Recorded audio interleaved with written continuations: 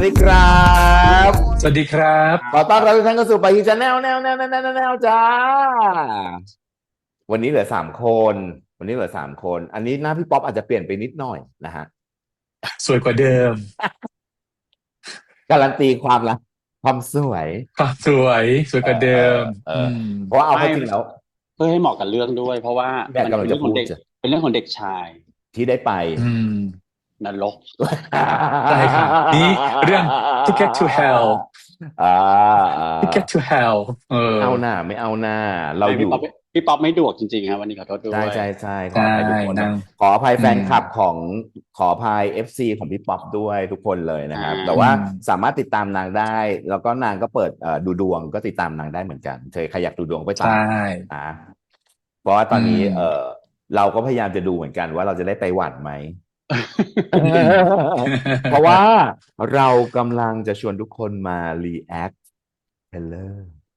official ใช่ trailer Ticket to Heaven ครับโอ้โห พวกมาอืมเอ้อเด็กรอชายคอยนะไม่ได้ไปสรอวรรค์คอยได้รอคอยนะทั้งน้องเฮ้ยขอโทษโฟร์ทั้งเจมินายแล้วก็เด็ทั้งคุณกชายนพนัสถูกด้วยถูกแล้วก็มีการส่งข่าวไปหาคุณนพภาแล้ว มีอืเสียงตอบรับมมาแล้วบอกตามตรงว่าเราคิดถึงมากๆ I'm single lady ที่สุด single lady เนี่ยอืมเราคิดถึงมากๆถุงใช่ มือสีดำนั้น Golden Globe ของเรา ยังรักเสมอนะครับคุณนพนัสใช่นะครับอืมแล้วก็อย่างที่อยากจะส่งคลิปนี้เป็นเทียบเชิญเลย เพราะเราก็ถืออืว่าเป็นมการการันตีว่าเราจะมารีแอคนะ ใช่ใช่แล้วเจอพี่ป๊อปได้ใช่รีแอคแน่นอนรีแอคพี่ป๊อปมาแน่นอนถูกอืมถูกแต่จะรีแอคครบไหมว่ากันนะ ว่ากันอีกทีแต่ นะเขาครับแล้วก็ว่ามันจะอย่าไว้ใจช่องนี้ใช่ไหมแต่เขาว่าจะมี5 EP จริงเหรอจริงเหรอไม่ฮะเกินรู้ไป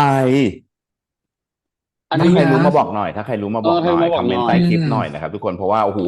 เด็กชายไม่ไปสวรไปรค์สวรรค์นี่แสดงว่าเลือกเองว่าจะไม่ไปสวรรค์ถูกป่ะ Ticket to Heaven แต่ว่าแปลเป็นไทยคือนึกว่าเด็กชายไม่ได้ไปสวรรค์แต่จริงๆแล้วแค่เด็กชายไม่ไม่ไม่ไปไปสวสรวรรรค์ค์อืมเราก็ไปดูกันเถอะว่าเขาเลือกที่จะไม่ไปสวรรค์เพราะอะไรดีไหมเพราะอะไรใช่ อืมถ้าผมพูดภาษาต่างๆของมนุษย์ หรือภาษาทูตสวรรค์ได้ แต่ไม่มีความรัก ผมก็เป็นเหมือนค้องหรือชิงฉาบที่ส่งเสียง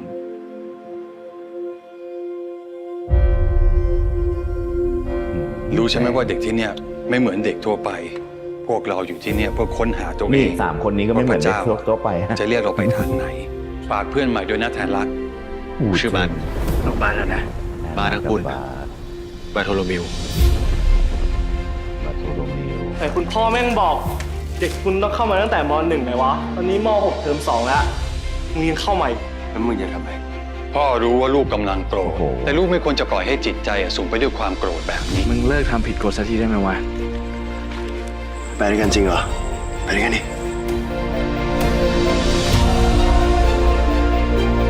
นี่เราเป็นเพื่อนกันเนี่ยเพื่อนกันตอนไหนวันหนึ่งกูพระเจ้าไม่ฟังหรอกพระเจ้าได้ยินเราเสมอมึงเชื่อเรื่องพระเจ้าจริงวะถ้ามึงศรัทธามากพอ มึงจะสัมผัสถึงพระองค์ได้เองถ้ามึงเลือกได้ มึงจะเลือกเส้นทางนี้ปะไม่ยังเลเลยเหรอ ใจผมก็ไม่ได้นิ่งขนาดนั้นหรอกเวลากูอยู่ใกล้มึงกูควบคุมตัวเองไม่ได้เลย ก็มีอะไรที่ทำให้ผมหวั่นไหว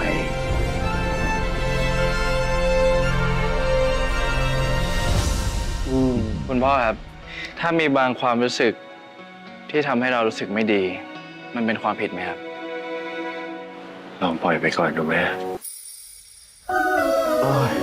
เกลียดการใช้เสียง ความรักกันมันไม่ใช่สิ่งผิด พระเจ้าสร้างมนุษย์ขึ้นมา ให้มีหัวใจ ให้มีความรู้สึก แต่การกระทำต่างหากเป็นสิ่งที่เราต้องรับผิดชอบ อะไร กูแค่ไม่เห็นมึงยิ้มมานานแล้ว จริงๆ ผมก็เห็นภาพตัวเองเป็นแบบชุดนักบวชเท้าแท่น แล้วก็ยืนเทศ เส้นทางนี้ไม่ไกลขนาดไหนมึงก็รู้นี่ ใครจะไปรู้อนาคตวะ บาสโคตรจ้าบเลยว่ะ ยังไงพี่บาสกับพี่เชอรี่เนี่ยก็ต้องชอบกันแน่เลย น่าเศร้านะ ถ้าแอบชอบใครก็ต้องเก็บไว้คนเดียว มองตัวไหนก็ดี กูไม่อยากโดนแพงเล็ง ลูกต้องถามตัวเองว่า ลูกอยากจะอยู่กับความรักนั้น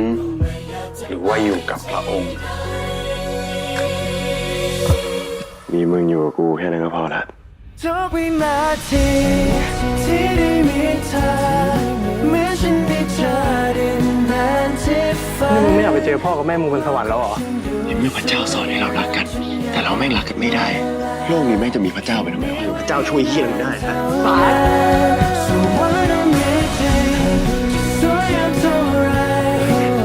ก็อยากให้ลูกคิดให้ดีนะ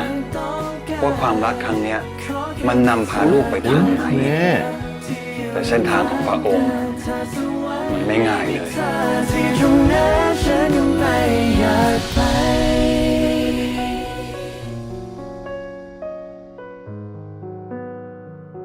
ติดตามชม Ticket to Heaven เด็กชายไม่ไปสวรรค์ทุกวันเสาร์เริ่มตอนแรก 30 พฤษภาคมนี้ เวลา 2 ทุ่มครึ่ง ทางช่อง GMM 25 และเวลา 3 ทุ่มครึ่ง รับชมย้อนหลังที่แรกได้ทางวิวเท่านั้น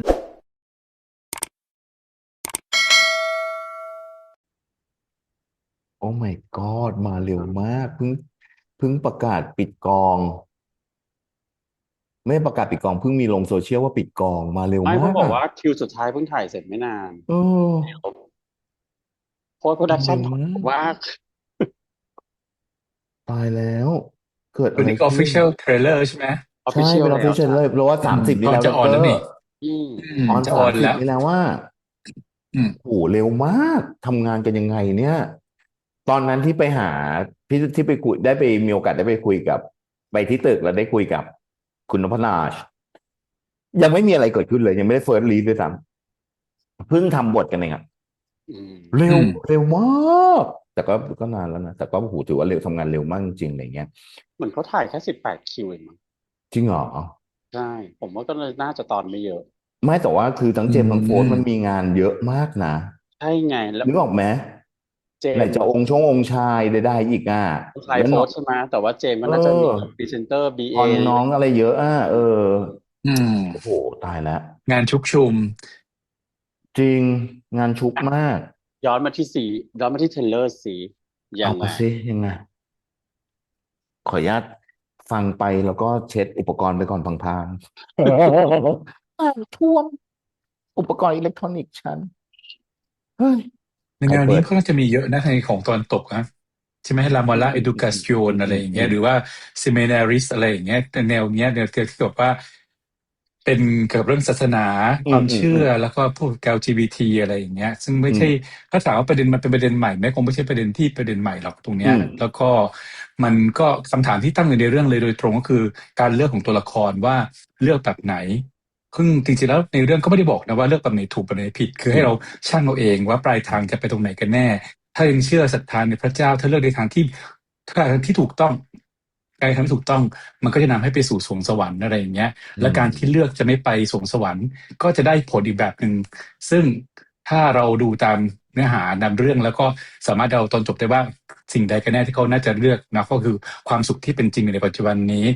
ก็แน่นอนไอ้เรื่องนี้คุณนพนัสน่าจะใช้ส่วนนี้เป็นตัวเองด้วยเพราะคุณนพนัสเองก็ถือศาสนาคริสต์ใช่ไหมตรงนี้ก็เป็นแบบว่าเป็นแบ็กกราวด์ซึ่งเขาจะแน่นหลายๆของตัวพุ่มกับเองที่รู้จักทั้งเรื่องศาสนาความรักการเป็น LGBT เองในของชาวคริสต์อะไรอย่างเงี้ยผมคิดว่าน่าจะมีความแน่นทั้งสองอย่างเลยล่ะมีการเวทกันตรงเนี้ยเพราะว่าในศาสนาคริสต์เองพูดง่ายๆว่าในทุกศาสนาเองนะการเป็น LGBT นะก็น่าจะผิดอยู่แล้วไม่มีศาสนาไหนหรอกที่แบบว่าให้เป็น LGBT ถ้าเรามองในแง่รัฐศาสตร์เลยมันก็คือทั้งสองอย่างไม่ว่าจะเป็นรัฐหรือศาสนาย่อมไม่ต้องการ LGBT เพราะมันไม่ productive เพราะว่า LGBT ไม่สามารถที่จะทำให้เกิดสาวกไม่สามารถทำให้เกิดประชากรในอนาคตได้เพราะฉะนั้นเนี่ยในทางรัฐศาสตร์หรือทางศาสนาเนี่ยหรือเทววิทยาเองนะมันไม่ productive ทั้งสิ้นเพราะฉะนั้นนะมันผิดอยู่แล้วถ้าเราไม่ไปคิดเรื่องอื่นว่ามันไม่ปกตินะแล้วปกติคืออะไรอย่างเงี้ยตรงนี้ก็อีกเรื่องหนึ่งเป็นเรื่องที่เอามาใช้ในบริบทของไทยได้อย่างน่าสนใจเพราะว่าเราจะเห็นในบริบทส่วนใหญ่คือ LGBT against กับศาสนาพุทธเนาะความเชื่อของพุทธลักษณะของพุทธต่างๆนานาได้ที่มาดูเนี่ยเป็นครั้งแรกที่เราได้ดูแบบว่าเนี่ยเป็นเรื่องการเอา apply ของคริสเข้ามาจับแล้วก็ พูดถึงเรื่องแน่นอนละแต่เมื่อกี้พูดไปแล้วว่าเรื่องของการเลือกแล้วก็ต้องมีผลของการเลือกกันด้วย แน่นอนว่าไม่ว่าจะเลือกทางใดทางหนึ่งมันก็มีความเจ็บปวดทั้งคู่ ชอบการใช้สัญลักษณ์แล้วก็ศิลปะที่เป็นเอามาใช้เชื่อมโยงภาพของในโบสถ์16น่ะที่เป็นภาพที่เป็นเอามาแตะกันอะไรอย่างเงี้ยในมหาวิหาร Creation of Adam creation ใช่ คือการที่มาแตะกันตรงนั้นนะมันแปลความหมายทางศิลปะเรื่องสองอย่างว่าจริงๆแล้วมนุษย์เป็นผู้สร้างพระเจ้าหรือพระเจ้าสร้างมนุษย์ให้เหมือนกับตัวเองเพราะจริงๆแล้วนี่คือการเทียบชั้นว่ามนุษย์เนี่ยเทียบเท่ากับพระเจ้านะในเรื่องการตีความเนี่ยเพราะฉะนั้นจริงๆแล้วมนุษย์คอนโทรลพระเจ้าหรือว่าพระเจ้าเนี่ยคอนโทรลมนุษย์กันแน่หรือใครสร้างใครกันแน่เพราะมันเป็นภาพที่ศิลปะที่ทำให้เราเกิดการตั้งคำถามขึ้นมาตรงเนี้ยส่วนตัวเองก็คิดว่าเป็นเรื่องที่น่าดูแน่ๆมีอะไรให้ได้คิดวิเคราะห์ตีความแน่ๆใช่ไหมภาพสวย ภาพสวยมาก การถ่ายสวยภาพสวยชอบสีชอบสีของเรื่องนี้ดนตรีประกอบโอเค มีความเป็นคุณนพรัตน์ละแล้วก็คิดว่ามันจะเป็นงานอีกงานหนึ่งที่ค่อนข้างจะเข้มข้น ตามแบบของผู้กำกับคนนี้ น่าดูครับ แล้วก็อยากให้ทุกคนได้ดู แล้วก็คิดว่าปากฮีเองก็คงจะดูแม้ว่าจะ5 ตอนหรือกี่ตอนก็ตาม ส่งต่อจ้ะ ดีมากด็อกเตอร์พูดในเรื่องของที่เป็นวิชาการทั้งหมดแล้วงั้นเราพูดเรื่องอื่น ใช่ บ้าบอ เพราะเราไม่มีวิชาการอยู่แล้ว บ้าบอ ไม่อย่างที่พี่เกมพูดนะเมื่อกี้คือด้วยความที่ทั้งพอมันเรื่องของการอาเกนศาสนาเนาะในเรื่องของกับว่ามันเป็นบริบทของ LGBT กับศาสนาคริสต์ซึ่งยังไม่ค่อยมีใครเห็นทำเท่าไหร่เนาะในเมืองไทยอะไรเงี้ยในเวอร์ชันแบบนี้ในเป็นซีรีส์แบบนี้อะไรเงี้ยก็แต่ว่าที่ผมเคยได้ยินมาเหมือนคุณออฟอะด้วยความว่านับถือศาสนาคริสต์แล้วแต่ว่าวันหนึ่งที่เขาเหมือนน่าจะตามเด็กๆไปที่อิตาลีแหละแล้วเขาเข้าไปในโบสถ์แล้วมันก็กลายว่าเหมือนพอเข้าไปปุ๊บผวังค์บางอย่างแรงของคริสตจักรที่นู่นมันค่อนข้างเนาะมันคือต้นกำเนิดเนาะมันกลายว่าเหมือนappreciation น่ะมันก็คืออารมณ์ว่ามันคืออะไรอ่ะมันคือเขาเรียกว่าอะไรถ้าเป็นพุทธก็จะเรียกว่าเป็นอะไรปรีติเนาะเข้าไปแล้วแบบมันมีนิมิตบางอย่างว่า เรื่องนี้ต้องมาบทแบบนี้ต้องมาอะไรเงี้ยก็เลยนางก็เลยกลับมาเขียนบทแบบนี้อะไรเงี้ยแล้วก็ทำให้เกิดเรื่องนี้ขึ้นมาอะไรเงี้ยหล่อนี่ไม่รู้ใช่ครับอันนี้ที่เคยเห็นเคยได้ยินคุณนพนัทเขาคุณนพเนี่ยสัมภาษณ์ว่าต้นตอมันมาจากไหนโดยรวมจากเทรลเลอร์เมื่อกี้นะผมว่ามีความต่างจากเทรลเลอร์ไพลอตใช่ไหมใช่ไพลอตมีความดาร์กกว่านี้สีสันด้วยใช่แต่ว่า whatever เนาะก็คืออันนี้แล้วแต่ direction ของผู้กำกับเลย pilot คือมันคือการแค่แบบเราก็รู้อยู่เป็นทำเพื่อขายโฆษณาว่าสื่อนี้จะเป็นแบบนั้นอย่างนี้นู่นนี่นั่นเนาะจะเกิดขึ้นแบบนี้ทั้งที่บทอาจจะยังไม่เสร็จก็ได้แต่พอบทเสร็จแล้ว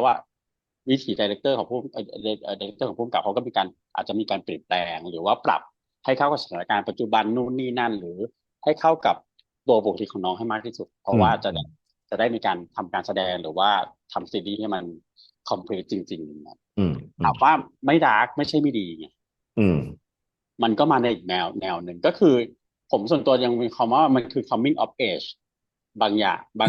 มันคือ coming of age ของเด็กวัยรุ่นแหละแต่ว่าจะไม่แต่วิชาการไม่แต่วิชาการมาในเวของเป็นเด็กโบสถ์เด็กเนนเนาะอะไร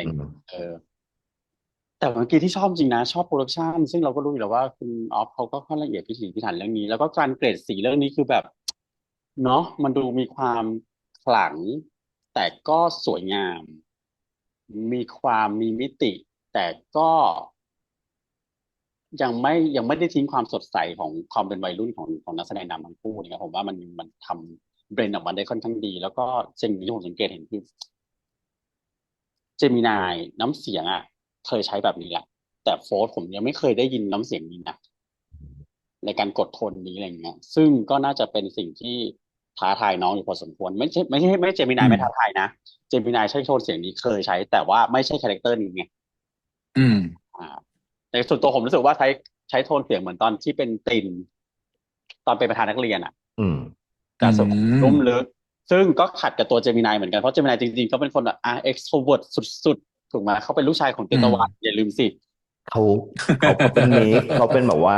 ซูเปอร์เอ็กโทรเวิร์ตแล้วก็ เขาเป็นน้องจลัดอย่าลืม อืม ซึ่งตอนเป็นตินเราก็รู้สึกว่าเขาก็ควบคุมตัวเองได้แบบในระดับที่ทั้งนั้นที่เป็นเรื่องแรกถูกไหมแต่อันเนี้ย อืม ใช้โทนเสียงใกล้เคียงกันแต่ผมว่ามีมิติตัวละครให้เล่นอีกเยอะ แน่นอนด้วยตัวเนื้อเรื่องแล้วเนาะส่วนโฟกไม่เคยได้ยินใช้โทนเสียงนี้เลย ผมว่ามันต้อง เนาะ มี แปลกไปจริงใช่ แปลก จริง มากแล้วการปล่อยประโยคแต่ละ อืม ครั้งเรารู้สึกว่ามันมีความสากในเสียงด้วยซ้ อืม ำทำให้รู้สึกว่ามันยิ่งมีอะไรอยู่ข้างในอ่ะ มากกว่าที่จะ ตอนนี้มันเป็นแค่เทรลเลอร์เนาะแต่เรารู้สึกได้ถึงว่ามันต้องมีพลังงานบางอย่าง ซึ่งทำให้เรารู้สึกว่านำพาเราไปดูซีรีส์เรื่องนี้ได้แบบมันต้องมีทั้งความน่าสนใจ เจ็บปวด แล้วก็คลี่คลายแล้วก็ทำให้เราใจฟูในตอนหลังในส่วนตัวนะคิดอย่างนั้นนะไม่แน่ใจว่าเป็น อืม เปล่าเนี่ยใช่แล้วโดยบริบทแวดล้อมต่างๆทำได้ดีอ่ะแล้วก็ไม่รู้สิพอมันเป็นแนวเนี้ยแล้วเราไม่ค่อยได้เห็น เราก็รู้สึกว่าเป็นสิ่งที่เราอยากจะดูอยากจะชมอยู่แล้วมันเป็นซีนที่เราไม่ค่อยได้เห็นเด็กหอเด็กเนนแบบนี้ในซีนแล้วพวกเนี้ยเพราะถ้าสมัยเราคงเป็นเรื่องแต่เป็นเด็กผู้หญิงเป็นเรื่องนางอายซะมากกว่า ที่เราคุ้นที่ในวัยเราเนาะแต่ว่าพอเป็นเด็กผู้ชาย เด็กคอนแวนต์น่ะนะ เด็กแต่ว่าแต่แล้วเนี้ยเป็นเด็กผู้ชายอ่ะผมว่ากลายเป็นส่วนใหญ่จะไปเจอหนังฝรั่งมากกว่า ไม่ค่อย หนัง เจ ฝ อ รั่ หนั ง ง เยอะ ใช่ ในละครไทยหรือซีรีส์ไทย ยุ เนาะ โรปเยอะเนาะ ใช่ หงเนี้ย มันก็เลยรู้สึกว่า ผมว่าเป็นความท้าทายของคนทำด้วยและเป็นความท้าทายของคนดูด้วย อืม ว่าสิ่งที่ผู้ทำผู้ผลิตเขานำเสนอเนี่ยเราจะจับประเด็นอะไรได้มากแค่ไหนแต่อย่างน้อยคือมันน่าดูมากๆน่าดูจริง ๆ ผมให้เลยความน่าดูเนี่ย คือยังไงก็ต้องดูเรื่องเนี้ยส่วนตัวนะพูดได้เลยตอนนี้แล้วก็ พล็อตมันขายแล้ว ใช่แต่ส่วนของ ใช่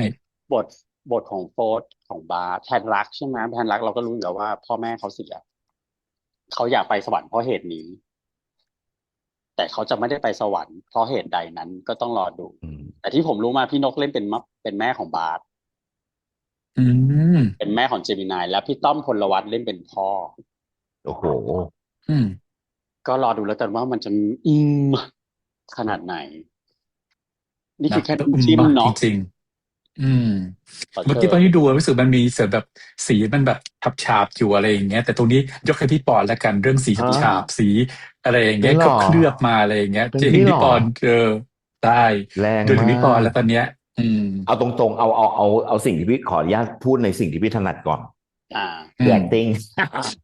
อื คือ ม ส่วนตัวพี่รู้สึกว่ามิติของการแสดงของทั้งเจมินายและโฟร์ธเลยเนี่ย มันดูลึกแบบโอ้โหตายห่าละน้องเล่นได้ไปขนาดนี้เลยเหรอ อะไรเอาตรงๆนะ เพราะว่าล่าสุดคือยังลบ อืม ใช่ คู่นะเอาผลงานคู่นะคือล่าสุดคือยังลบอะไรอย่างเงี้ย มันยังไม่มาขนาดนี้ มันยังไม่มีอะไรมาขนาดนี้เลย มันยังแบบอีลองปองแปงอีลองปองแปงแบบเด็กมัธยมอยู่เลย สนุกใส่แบ๊วกุบอยู่เลยอะไรอย่างเงี้ย อันนี้มันแบบ อืม โหอะไรวะทำไมเล่นลึกขนาดนี้อะไรเงี้ย มันเห็นทั้งความเติบโตของนักแสดง คือแบบวุฒิภาวะของนักแสดงเนอะตอนที่อายุเท่านี้ แต่ว่าตอนที่เล่นอ่ะมันเป็นวัยใกล้เคียงกัน แต่ว่ามันใช้ประสบการณ์ที่มันผ่านช่วงวัยมาแล้วอ่ะแต่ว่ามันตีความเล่นแบบคนโตเล่นน่ะนึกออกปะคือโตกว่าตัวละครอ่ะมันเล่นแบบมันเอามาเล่นแบบเนี้ยเราทำให้เรารู้สึกได้ว่ามันแบบ ไม่ใช่ไม่เหมือนนะ มันเหมือนมากจนเรารู้สึกแบบว่าหุยโอ้ดีฟขนาดนี้เลยเหรอ เพราะมันทำให้เรารู้สึกเหมือนเราดูหนังยุโรปดีๆอ่ะ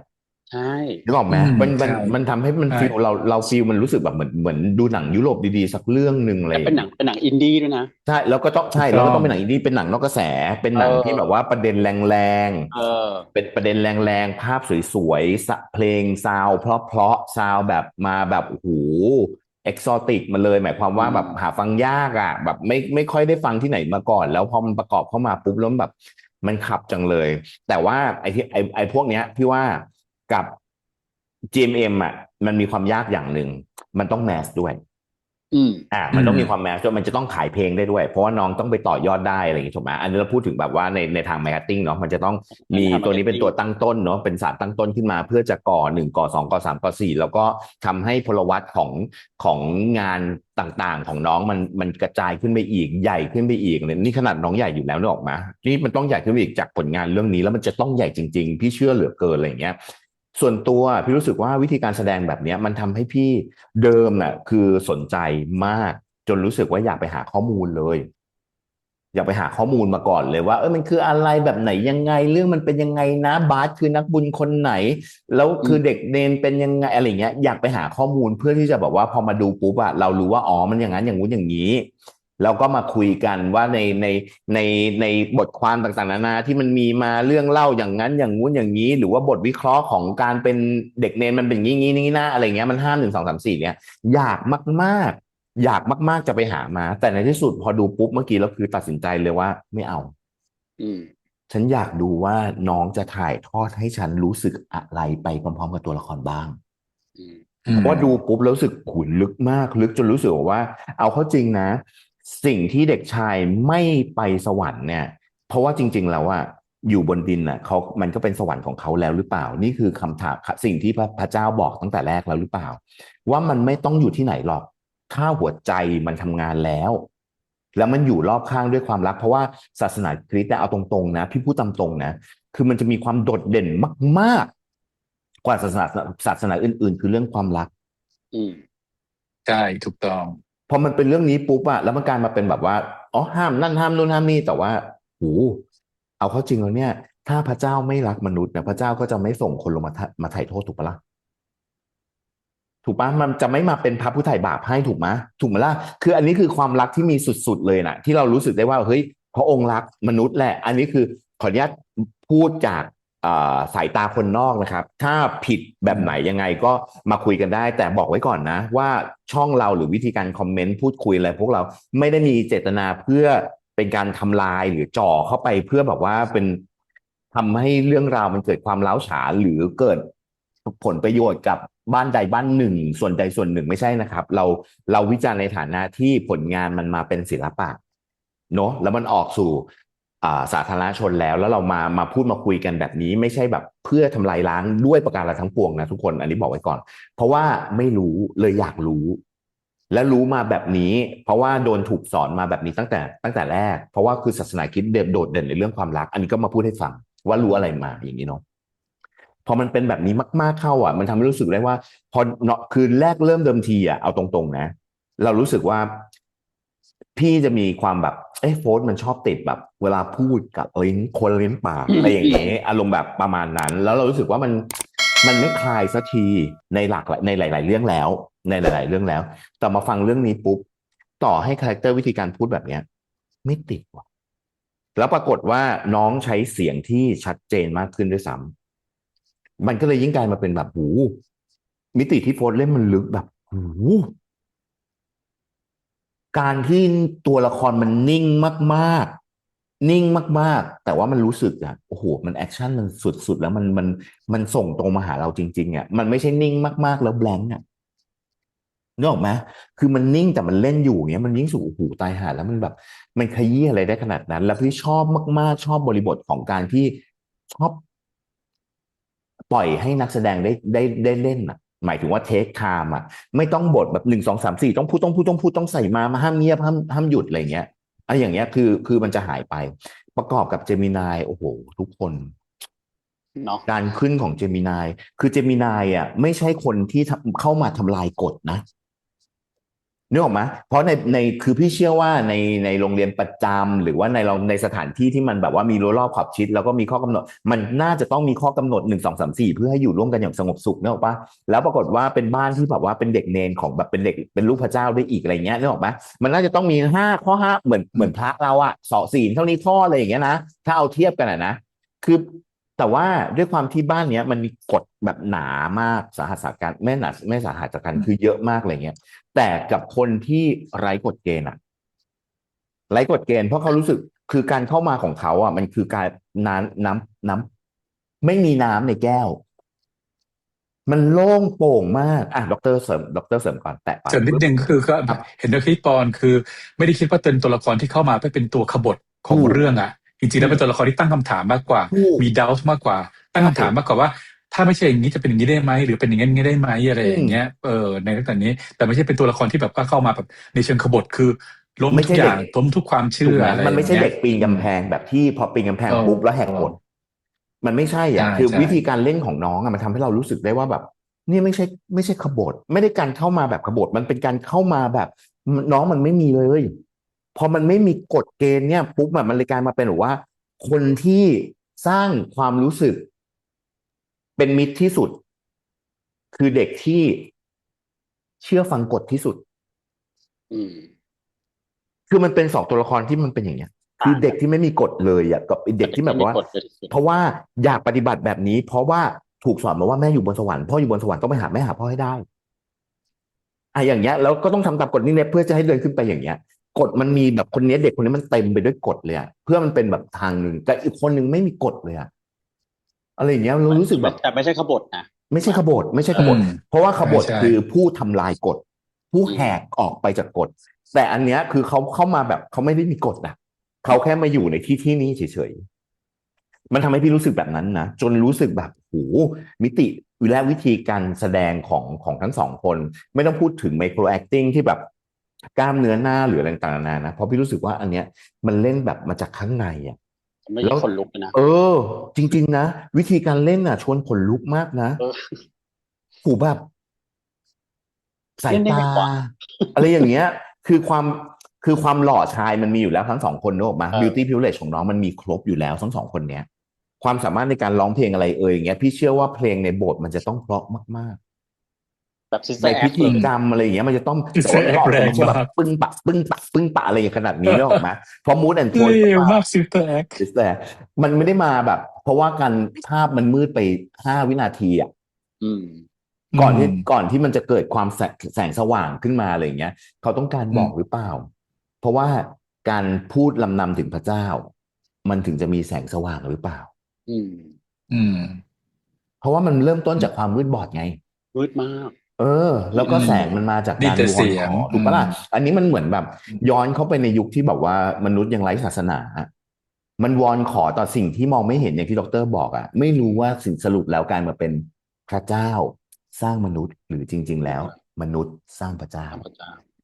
เพราะว่ามันเป็นอย่างที่ดร.บอกเพราะมันเป็นภาพที่ก่อให้เกิดการตั้งคำถามมากกว่าที่จะเป็นการตั้งพูดกันเพื่อทำลายมันเป็นภาพที่แบบว่าเราสามารถตีความได้หมดเลยนะแต่ว่าทุกการตีความปุ๊บเนี่ยเราก็ต้องไม่ลบหลู่ซึ่งกันและกันมันเป็นเพียงความสงสัยที่ตั้งอยู่บนสมมติฐานของบุคคลนั้นๆถูกป่ะมันไม่ใช่มาเอาเรื่องราวต่างๆนานามาถมถุยทำให้คนอื่นต่ำแล้วทำให้ตัวเองสูงอะไรอย่างเงี้ยคือเรื่องนี้มันเลยกลายมาเป็นว่าคนนอกศาสนาอย่างพี่คนนอกศาสนาหมายความว่าพี่ไม่ได้เป็นคริสเตียนไม่ได้เป็นคริสเตียนพี่อยากรู้เลยว่า2 คนเนี้ยจะทำให้พี่รู้สึกแบบสรุปแล้วเนี่ยเรายังมีมิติที่มองไม่เห็นอยู่จริงๆใช่ไหมแล้วเรายังทำเพื่อสิ่งนั้นอยู่จริงๆใช่ไหมเพราะจริงเอาเข้าจริงแล้วปุ๊บเนี่ยกลายมาเป็นว่าไม่มีใครเป็นคือต่อให้เป็นคุณพ่อก็ตามแต่เขาไม่ได้ทำหน้าที่เป็นแบบไม้บรรทัดวัดศีลธรรมทางสังคมถูกปะเพราะว่าเขาเอาไม้กางเขนมาตั้งเลยไม่ต้องมีใครวัดแล้วเพราะว่าเขากำลังจะพูดจุดสูงสุดของวิธีการปฏิบัติคือการเข้าไปพบพระเจ้าเป็นบันไดขึ้นไปสู่เด็กชายจะขึ้นไปไหมอะไรเงี้ยแล้วตรงที่มันเป็นบันไดที่ไหลออกมาจากตาส่วนตัวพี่รู้สึกว่าเนี่ยคือความรักของพระเจ้าที่มีต่อคริสตศาสนาคริสตศาสนาชนใช่ไหมคริสตชนเพราะว่าอะไรรู้ไหมคือน้ำตาของพระองค์เป็นหนทางให้ขึ้นสู่สวรรค์มาเป็นส่วนหนึ่งในศาสนาคริสต์นะที่พี่บอลพูดถึงเรื่องความรักที่เป็นเรื่องที่เด่นมากแล้วก็อีกธีมอื่นที่มันธีมที่ตรงมาในแนวนี้คือความเมตตาพระเจ้ามีความเมตตาต่อมนุษย์ทุกคนอะไรอย่างเงี้ยแล้วท้ายสุดสิ่งที่สำคัญมากอีกอันหนึ่งคือการให้อภัยนะของศาสนาคริสต์เนี่ย forgiveness เป็นสิ่งที่จะสำคัญมากเลยถึงแม้ว่าจะผิดก็ตามแต่พระเจ้าให้อภัยเราถ้าเรา เข้าใจอันนี้ครบแล้วให้อภัยนะเพราะพี่พูดแค่เรื่องเดียวแต่จริงๆแล้ว3 หลักจริงๆที่มันต้องเต็มเปี่ยมของศาสนาคริสต์ที่มันโดดเด่นกว่าคือถ้าพูดถึงศาสนาเปรียบเทียบ หลั เนาะ กหลักศาสนา เราพูดแบบว่า ของเขา เราพูดถึงศาสนาเปรียบเทียบอ่ะอันนี้ค่อนข้างจะชัดเจนมากนะครับเอาละดรมาเสริมเรื่องกันให้อภัย อะคาเดมิกไปแล้ว เราก็ยังพูดเรื่องนี้ต่อ อ๋อ เป็นไร คือ เป็นไร คือส่วนตัวพี่อ่ะคือสีมันสวย แต่ว่าสีมันสวยปุ๊บอะแต่บรรยากาศมันดูหม่นไหมรู้สึกไหมรู้สึกไหมว่ามันเป็นเขียวที่แบบทำไมมันไม่สดใส มันดู ย้อม สี เขียวไหมพี่ปอน สวยมากนะ ย้ เนาะ อมแล้วแต่ว่า ย้อมเขียว ผมว่าเขาคุมบรรยากาศให้เป็นแบบนี้ เพ เออ ราะ มัน ว่า ถู เหมือนเนื้อเรื่องหลักอ่ะ มันยังมีความคลุมเครือของเด็กคือเด็ก2 คนนี้ยังคลุมเครือไงในความจริงหรือความรักที่เขาต้องการยังไม่มีทุกอย่างมันยังไม่เคลียร์ ถูก อืม คือส่วนตัวพี่รู้สึกว่าที่สุดแล้วเนี่ย มนุษย์จะมีหนทางอย่างไร สวรรค์จะเกิดขึ้นที่ไหน พระเจ้าจะอยู่เคียงข้างกับมนุษย์ทุกคนหรือไม่ อันเนี้ยเป็นหน้าที่ของคนดูที่ดูเรื่องนี้เราต้องตอบคำถามตัวนี้ได้นึกออกไหมแต่สิ่งที่2 คนนี้กำลังจะสื่อมาหาเราอ่ะ พี่ว่ามันเป็นภาพของความสุนทรียะของศิลปะ ไม่ว่าจะเป็นการนำเสนอแบบซีรีส์แต่ว่ามันมีแขนงของการแสดงเข้ามาอย่างยิ่งยวดมากๆแน่ๆเราได้เห็นแน่ๆเพราะว่าในโอ้โหแค่ใน official trailer ก็ขี้แตกแล้วว่าคนลุกนะจริง นี่ยังไม่เห็นการแสดง เสื้อผ้า บริบท ถูกไหม การแสดงรายล้อมนะ ถูกไหมคือแบบโอ้โหรายล้อมมันเข้ามาแบบโอ้โหคุณพ่ออย่างเงี้ย บาร์เตอร์ที่เป็นพี่ใบและพีอย่างเงี้ยตายละ อืม คือแบบโอ้ my god คือแบบอยากเป็นเนนเลยอะเพราะเนนหล่อทุกคนเลย ดูบ้านเนนแล้วรู้สึกแบบตายละอยากมีชีวิตจังแบบนี้จังเลยอ่ะแบบโอ้หันไปที่ไหนก็ฮัลโหลอีกอ่ะ เราเป็นนาง งั้นหนู เราเป็นนางอายจ้ะ งั้นหนูจองคุณพ่อเพราะว่าหนูเป็นเคียงดาว โอ้ my god เรื่อง เขา แบ เป็น บ เขาเป็นพระเอก เรื่ นะ อง ได้นี่คือพระเอกของเรื่องมัญญาริษยานะ ล่าสุดเมื่อวานพี่นกกับพี่เกดเพิ่งไปประกาศรางวัลคู่กันนัตตลาดนะจ๊ะ อ๋อ เพี เหร ย อ งดาวกับดินี่ใช่ไหม ดียูเนียนมัญญาลิตยา เลิศ เวอร์ชันหนึ่ อ๋ ง อเหรอเพียงดาวนางเป็น กิน ตำ เพียง จ ดาว ริงๆนางเป็นตำจ อื ริง ม ๆโหทุกคนแค่3 นาทีแค่นี้มันทำให้เราขนลุกสะดุ้งสยอง อยากดูพรุ่งนี้เลย นะจริงเอาตรงๆนะอยากดูพรุ่งนี้เลย โอ้แต่ก็เดี๋ยว พรุ่งนี้ไปเข้าโบสถ์เลยนะ หรอ จ้ะ แต่อันเนี้ยเอาเข้าจริงนะยากมากเลย ไม่ ก่อน โบ ห ส น้า ถ์ นี้ ข้างๆคือโรงเรียนอัสสัมชัญไปเลย แหละ ทีนี้ อุ้ยแต่ละ อ่า ไปด้วยคน ประเด็นคืออะไรรู้ไหม บวก 1 เดิมเนี่ยพูดจังตามตรงนะเดิมเนี่ย อยากหาข้อมูลมากๆเพราะว่าอยากแบบ พอดูแล้วอยากรู้เรื่อง พอดูแล้วแบบว่าพอรู้เรื่องปุ๊บแล้วเดี๋ยวฉันจะคุยเรื่องนี้เดี๋ยวฉันจะคุยเรื่องนั้น ฉันตั้งคำถามเรื่องนี้แล้วมาพูดคุยกันมาถกอะไรเงี้ยโอ้โหแต่พอดูอันนี้ปุ๊บแล้วแบบเอา อยา ต กทิ้ รง ง ทุก ๆ อ นะ ย่างพี่ก่อนไม่ จ ต้ ริ อง งอยากทิ้งทุกอย่างจริง ใช่ ๆ มันกลายมาเป็นแบบว่า เราออายยาก กรับข้อมูลจากเขา อยากเป็นบาสเลย ใช่ถูก อยาก ต้อง เป็น เรา แก้วว่างๆ เอาอย่างนี้ดีกว่า แล้วก็ มัน แบบ เฟรชกว่าด้วย เนอะ อืม มันทำให้เรารู้สึก มันเป็น ได้เลย สิ่งที่ อะ เป็น ว่าแบบ fresh ว่า อืม จริง ๆ แล้วอะพอมันได้เจอเรื่องราวที่มันแอ t แทกเข้ามาแบบนี้นะ โดยที่วิธีการแสดงของน้อง การนำเสนอของผู้กำกับภาพเสียงอะไรอย่างเงี้ย โอ้โหขนลุก มันชวนขนลุกแบบ เธอต้องปล่อยจอย อืม แล้ว ใช่ แล้วดูแบบเปิดใจรับอ่ะพอเปิดใจรับพี่เชื่อเลยแหละว่ามันจะขับเคลื่อนอะไรบางอย่างให้เราได้รู้สึกแบบโอ้โหมีเรื่องมาพูดมาคุยกันแน่นอน แต่ว่าอันต้องบอกก่อนนะ ในแง่ของหลักธรรมศีลธรรมทางศาสนาข้อห้ามข้อปฏิบัติอะไรเงี้ยขออนุญาตจริง ๆ ขออนุญาตอาจจะมาพูดบ้างเบาๆเพราะว่าถ้ารู้อะไรมาอะไรอย่างนี้ ถ้ารู้อะไรมาแบบที่เคยเป็นประสบการณ์เก่านะแต่ถ้าสมมติว่าไม่รู้อะไรมาเลยเนี่ยก็จะไม่พูดเลย ผมควรจะไม่แตะดีกว่าเพราะว่า เอาไม่แตะ ใช่ เอานี้เอาเจียวตรงๆนะมันเป็นประเด็น เพราะจริงๆใน sensitive 3 ช่องเนี้ยก็ไม่มีใครมีศีลธรรมเท่าไหร่หรอกนะ ถ้ามีศีลธรรมเราก็คงไม่รวมตัวกันหรอกนะ แปลว่าอะไรเหรอคำนี้ไม่อยู่ในพจนานุกรมใช่เลยอ่ะ เออเราก็จริงแล้วคือเราก็ไม่รู้หรอกนะว่าศีลธรรมสะกดยังไง เพราะว่าถ้าสะกดเป็นก็คงไม่ได้เจอกัน ก็เจอตรงนี้ ถูกต้อง โอเค อืม แต่ว่าก็นี่แหละเป็นหนึ่งเรื่องที่บอกว่าเรื่องนี้อาจจะทำให้เรารู้สึกว่า moral ในโลกปัจจุบันมันเป็นอย่างไร หรือ